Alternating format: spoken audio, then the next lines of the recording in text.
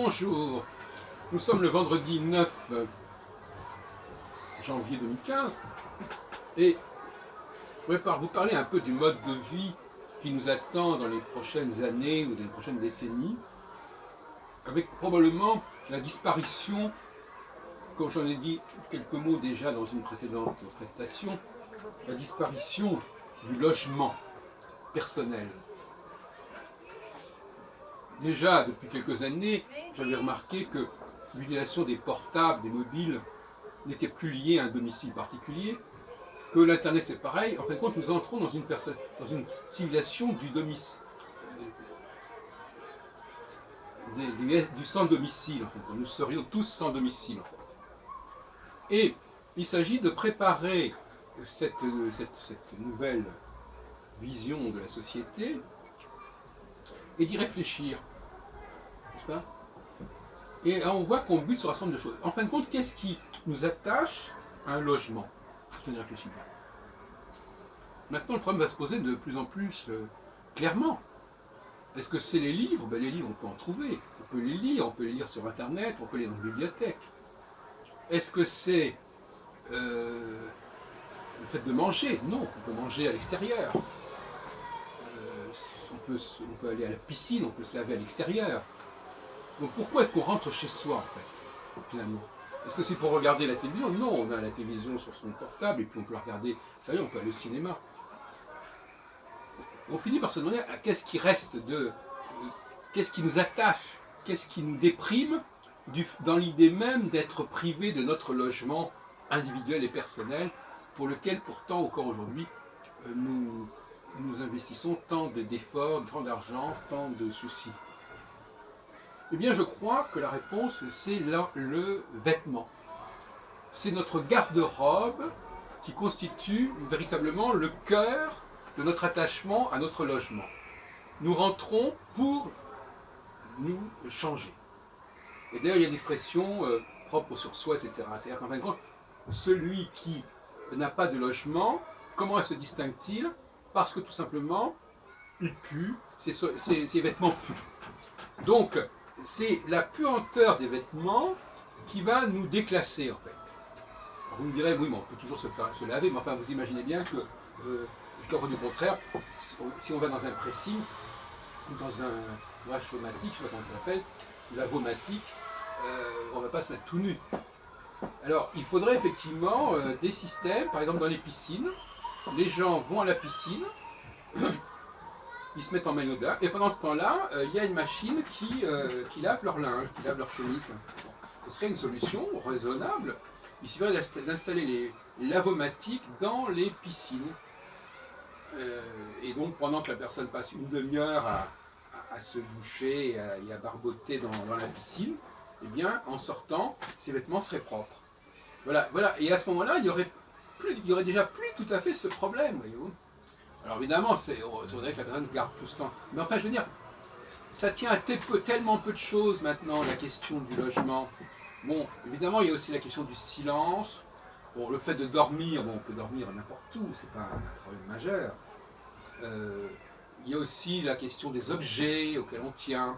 Et ça aussi, on peut les filmer, on peut les scanneriser, on peut se créer des murs. Je crois que j'en avais parlé dans une précédente vidéo. On peut avoir une espèce de décoration qu'on se constitue. Et quand on entre dans un hôtel, dans une chambre d'hôtel, on met la clé correspondant à la décoration. Et puis l'hôtel, la chambre devient conforme à notre décoration, par exemple. Ça, ce sont des choses assez banales qu'on peut imaginer. J'ai même envisagé, d'ailleurs l'autre jour, je vous disais que, après tout, on peut très bien avoir des vêtements d'une certaine façon qu'on pourrait éventuellement, dont on pourrait changer la couleur à volonté et qui seraient eux-mêmes interchangeables. Le vêtement serait c'est-à-dire que le support serait interchangeable, mais le contenu ne le serait pas. Et on retombe dans la fameuse problématique du signifiant et du signifié. Il ne faut pas confondre ces deux plans. On peut très bien avoir des signifiants parfaitement interchangeables, mais que l'on dote d'un signifié qui nous est propre. Et donc à ce moment-là, c'est pas tellement le vêtement lui-même qui nous intéresse, parce que le vêtement c'est une forme, c'est un style. La couleur du vêtement, c'est un signifié déjà. On pourrait discuter là-dessus, mais en fin de compte, la couleur du vêtement, c'est un attribut qui peut être, par exemple, si je peux par exemple teindre ce vêtement dans une autre couleur. Donc la couleur n'est pas un élément essentiel du vêtement. C'est un signifié. On peut teindre, avant d'ailleurs les pressings s'appelaient des teintureries. Ça veut dire qu'on pouvait changer la couleur d'un vêtement. Et ce qui veut bien dire que le changement de couleur n'est pas intrinsèque au vêtement lui-même, même si on peut imaginer que tel vêtement doit avoir telle représentation, etc. Néanmoins, la forme du vêtement est une chose, la couleur du vêtement est un contenu de cette forme. Donc, effectivement, il faut donc relativiser, donc considérer que nous vivons avec des signifiants qui sont, en fin de compte, tout à fait basiques, si on peut dire, et que c'est le signifié qui va nous individualiser. Et ce signifié, on peut le porter sur une clé, on peut le modifier, le signifiant, modifier c'est même pas le mot, on peut remplir le signifiant d'un signifié différent, tout comme on peut par exemple, en arrivant dans une pièce, changer le disque qui se joue, on peut arriver avec sa propre musique, son MP3, je ne sais pas comment ça s'appelle, enfin, vous pouvez introduire une musique particulière, une tonalité particulière, une luminosité particulière dans un lieu qui en lui-même est totalement impersonnel, et où n'importe qui peut venir, et vous allez le rendre plus personnel, tout simplement. Et ça ne justifie pas, effectivement, le fait d'avoir un logement personnel. Et il y a une erreur conceptuelle à le croire. C'est-à-dire que l'on confond le signifiant et le signifié. On ne comprend pas que le même signifié, c'est-à-dire notre décoration, notre couleur, etc., peut être complètement déconnecté par rapport à ce signifiant en particulier, et qu'on peut reconstituer ce même signifié avec d'autres signifiants. Tout comme on peut s'asseoir d'une fois dans un siège X, l'autre fois dans un siège Y, c'est toujours nous qui nous asseyons, et le siège finalement il accueille n'importe quoi.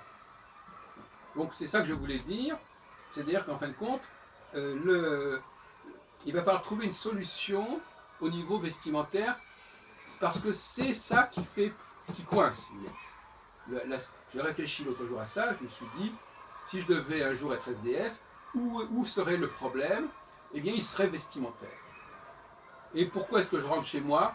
Parce que, éventuellement, je veux changer de vêtements, de cravate. Et c'est pas grand-chose, en fait. On pourrait y avoir des cravates, par exemple, complètement standard, basiques, et puis on mettrait une programmation, et on aurait 1000 choix de cravates. La même cravate pourrait avoir 1000 couleurs différentes. On a bien le rapport signifiant-signifiant. C'est très important de prendre conscience de cette dialectique signifiant-signifiant, contenant-contenu. C'est un concept qui a été introduit il y a plus d'un siècle, et il n'est toujours pas bien compris, toujours pas bien explicité.